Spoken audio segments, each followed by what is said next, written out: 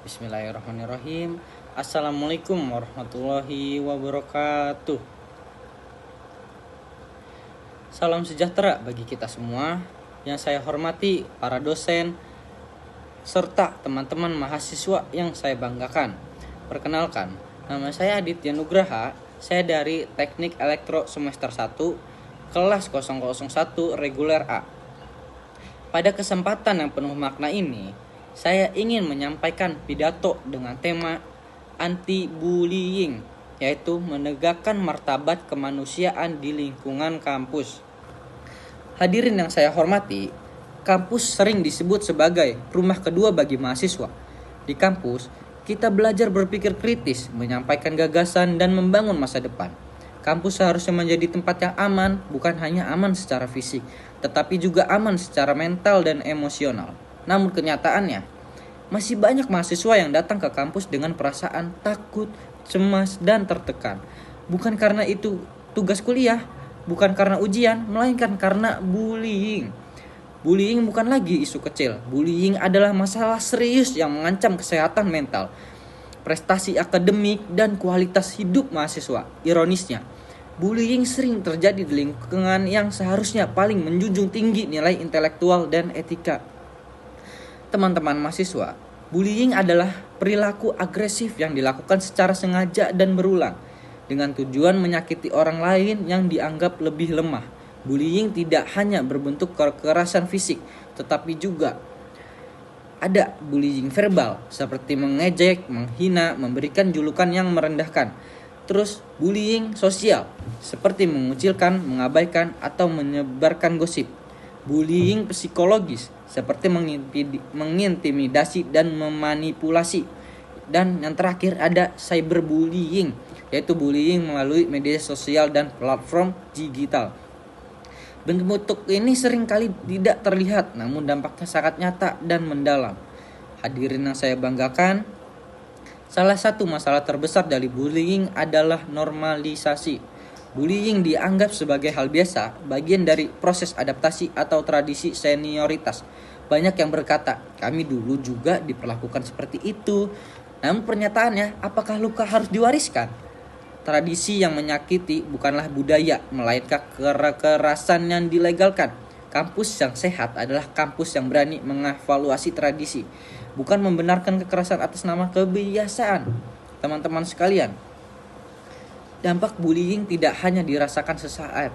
Bullying dapat meninggalkan bekas jangka panjang. Korban seringkali mengalami yaitu kehilangan rasa percaya diri, ketakutan untuk berinteraksi sosial, gangguan kecemasan dalam depresi, dan penurunan prestasi akademik, dan trauma berkepanjangan. Dalam kondisi ekstrim, korban bisa kehilangan harapan dan semangat hidup. Hal ini menunjukkan bahwa bullying bukan sekedar masalah perilaku, tetapi masalah kemanusiaan. Hadirin yang saya hormati, pelaku bullying seringkali dipersepsikan sebagai sosok kuat, padahal banyak pelaku bullying justru memiliki masalah internal seperti kurangnya empati, ketidakmampuan mengelola emosi, keinginan untuk diakui, dan rasa tidak aman terhadap diri sendiri. Bullying menjadi cara yang salah untuk mendapatkan kekuasaan dan pengakuan. Oleh karena itu, pendekatan anti-bullying tidak boleh bersifat menghukum, tetapi juga mendidik dan membina. Teman-teman mahasiswa, dalam setiap kasus bullying, saksi memiliki peran yang sangat krusial. Diamnya saksi seringkali lebih menyakitkan daripada tindakan pelaku. Diamnya berarti membiarkan ketidakadilan terus terjadi. Menjadi saksi yang berani bukan berarti harus menjadi pahlawan. Cukup dengan yaitu 1. Menunjukkan empati kepada korban, 2. Tidak ikut menertawakan atau menyebarkan hinaan, 3. Melaporkan kejadian kepada pihak berwenang, dan 4. Menciptakan ruang aman bagi korban. Tindakan kecil dapat menciptakan perubahan yang sangat besar bagi korban bullying. Hadirin sekalian, di era digital, bullying tidak lagi terbatas pada ruang fisik. Cyberbullying memungkinkan kekerasan terjadi tanpa henti 24 jam sehari. Komentar negatif, meme merendahkan, dan ujaran kebencian dapat menyebar luas dalam hitungan detik. Sebagai mahasiswa, kita harus memiliki etika digital. Dunia maya adalah perpanjangan dari dunia nyata. Jika kita tidak berani mengucapkan sesuatu secara langsung, maka jangan pernah menuliskannya di media sosial. Teman-teman yang saya hormati, institusi pendidikan memiliki tanggung jawab besar dalam mencegah bullying. Kampus perlu menyediakan sistem pelaporan yang aman, memberikan edukasi tentang kesehatan mental, menegakkan aturan secara adil dan tegas, dan membangun budaya dialog dan saling menghargai. Namun, sebaik apapun sistem yang dibuat, tidak akan efektif tanpa kesadaran mahasiswa itu sendiri. Hadirin yang saya banggakan, mahasiswa adalah agen perubahan. Kita memiliki suara, kekuatan, dan pengaruh. Anti-bullying bukan slogan, tetapi sikap hidup. Sikap yang tercermin dari cara kita memperlakukan sesama. Mulailah dari hal sederhana, mendengarkan tanpa menghakimi, menghargai tanpa merendahkan, dan menguatkan tanpa menyakiti. Hadirin yang saya hormati, sikap anti-bullying harus dimulai dari hal-hal kecil yang kita lakukan setiap hari. Mulai dari cara kita berbicara, bercanda, berpendapat, hingga bersikap di media sosial. Maka kita biasakan untuk 1. Menghargai pendapat orang lain meskipun berbeda. 2. Menggunakan bahasa yang santun dan membangun. 3. Tidak ikut menyebarkan ujaran kebencian. Dan 4. Memberikan ruang aman bagi teman yang sedang berjuang. Dengan langkah-langkah sederhana ini, kita sudah berkontribusi dalam menciptakan kampus yang lebih manusiawi.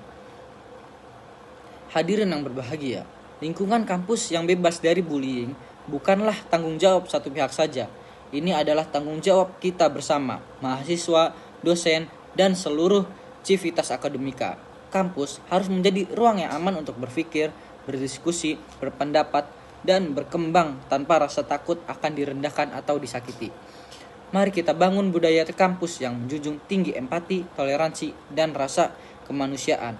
Mari kita jadikan perbedaan sebagai kekuatan, bukan sebagai alasan merendahkan. Ada 3 hal sederhana yang bisa kita lakukan untuk pencegahan bullying, yaitu 1. Jangan diam jika melihat seseorang sedang dibully. Diam sama saja membiarkan pelaku merasa tindakannya benar. Jika melihat teman kita dirundung, dekati dia, bantu, atau laporkan kepada dosen. Keberanian kecil bisa menyelamatkan seseorang dari rasa takut yang berkepanjangan. Yang kedua, dukung korban bullying. Kadang, korban hanya butuh seseorang yang berkata, "Kamu tidak sendiri," atau "Aku ada untuk kamu." Kalimat sederhana bisa memberikan kekuatan luar biasa bagi korban bullying. Yang ketiga, jadilah teman-teman yang baik. Mulailah dari hal kecil, tidak mengejek, tidak mempermalukan, tidak memanggil dengan sebutan yang tidak disukai. Hargai perbedaannya karena setiap dari kita unik dengan caranya masing-masing. Hadirin yang berbahagia, izinkan saya menutup pidato ini dengan sebuah refleksi. Kecerdasan intelektual tanpa empati hanyalah akan melahirkan generasi yang dingin dan kejam. Kampus tidak hanya membutuhkan mahasiswa yang pintar, tetapi juga mahasiswa yang berhati nurani. Hari ini, saya Aditya Nugraha mengajak kita semua untuk berkomitmen menolak segala bullying, membela mereka yang dilemahkan, dan menjaga kampus sebagai ruang yang aman bagi semua. Karena sejatinya tidak ada prestasi yang lahir dari luka dan tidak ada kehebatan yang tumbuh dari merendahkan orang lain. Terima kasih atas perhatian hadirin sekalian. Wassalamualaikum warahmatullahi wabarakatuh.